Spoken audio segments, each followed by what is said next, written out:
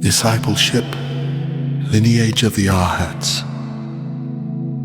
Then MAHAMATI asked the Blessed One, "Pray tell us how many kinds of disciples there are." The Blessed One replied, "There are as many kinds of disciples as there are individuals. But for convenience they may be divided into two groups: disciples of the lineage of the Arhats and disciples known as Bodhisattvas. Disciples of the lineage of the Arhats may be considered under two aspects. First, according to the number of times they will return to this life of birth and death. And second, according to their spiritual progress. Under the first aspect, they may be subdivided into three groups: the stream entered, the once returning, and the never returning. The stream entered are those disciples who, having freed themselves from the attachments to the lower discriminations, and who have cleansed themselves from the twofold hindrances, and who clearly understand the meaning of the twofold egolessness, yet who still cling to the notions of individuality and generality and to their own egoness.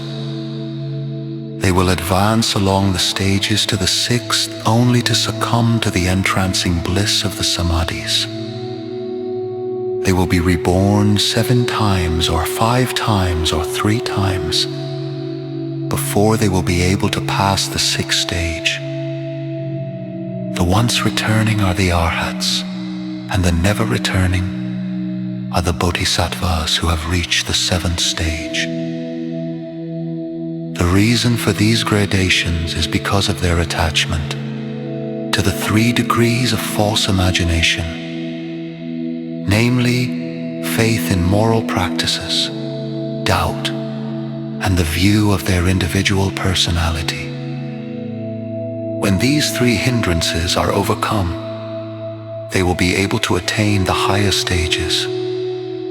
As to moral practices, the ignorant, simple-minded disciples obey the rules of morality, piety, and penance because they desire thereby to gain worldly advancement and happiness, with the added hope of being reborn in more favorable conditions. The stream-entered ones do not cling to moral practices, for any hope of reward, for their minds are fixed on the exalted state of self-realization. The reason they devote themselves to the details of morality is that they wish to master such truths as are in conformity with the undefiled outflowings.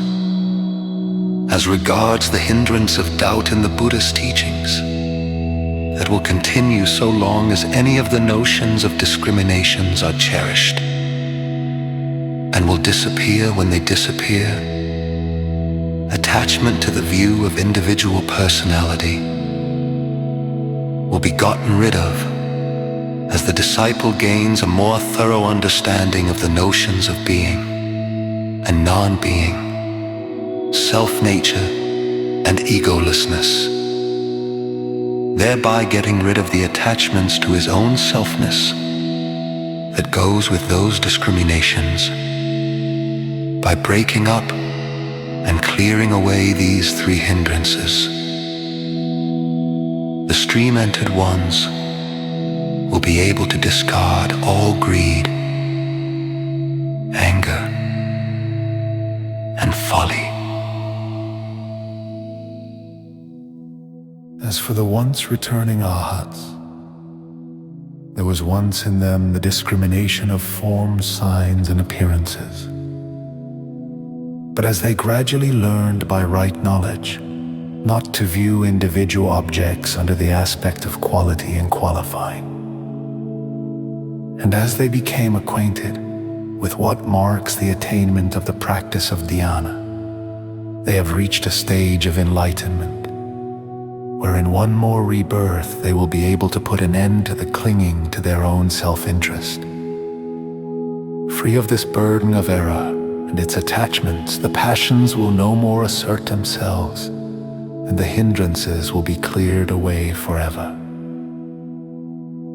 Under the second aspect, disciples may be grouped according to the spiritual progress they have attained into 4 classes, namely disciples, masters, arhats, and bodhisattvas.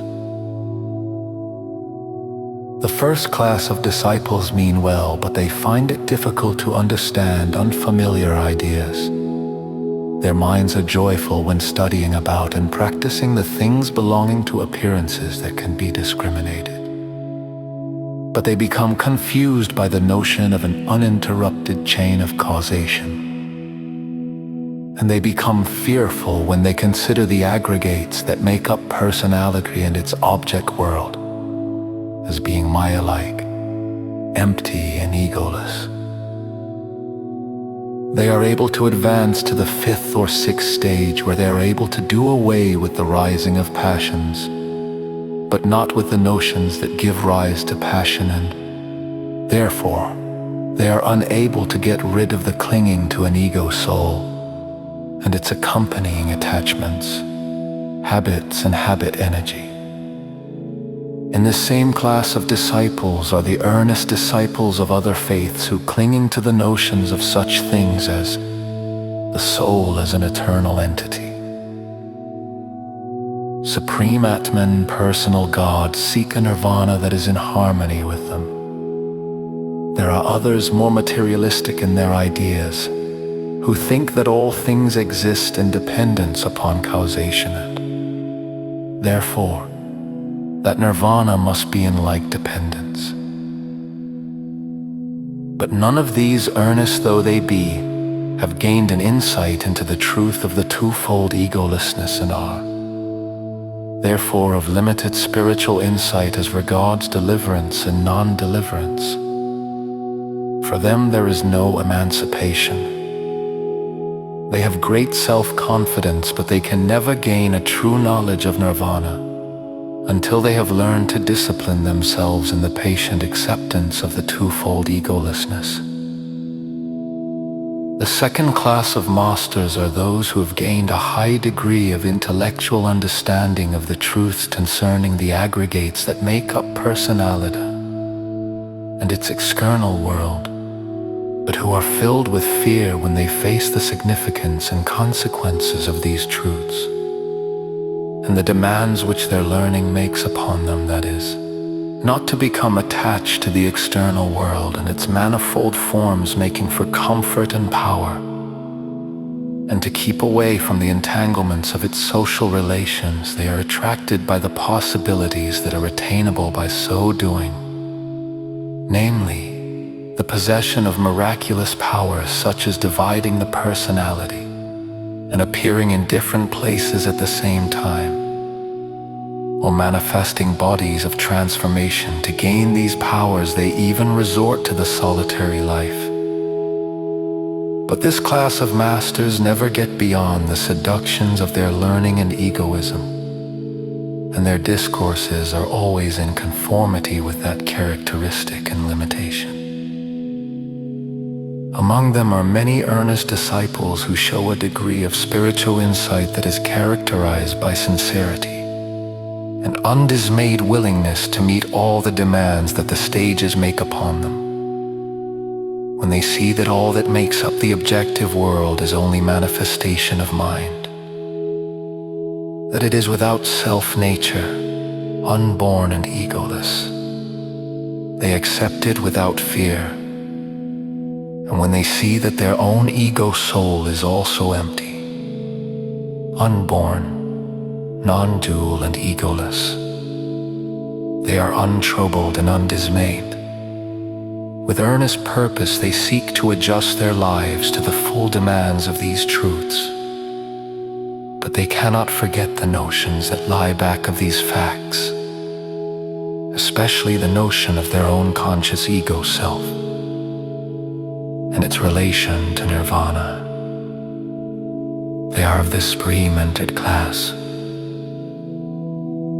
The class known as Arhats are those earnest masters who belong to the once returning class. By their spiritual insight, they have reached the 6th and 7th stages. They have thoroughly understood the truth of the twofold egolessness and the imagelessness of reality.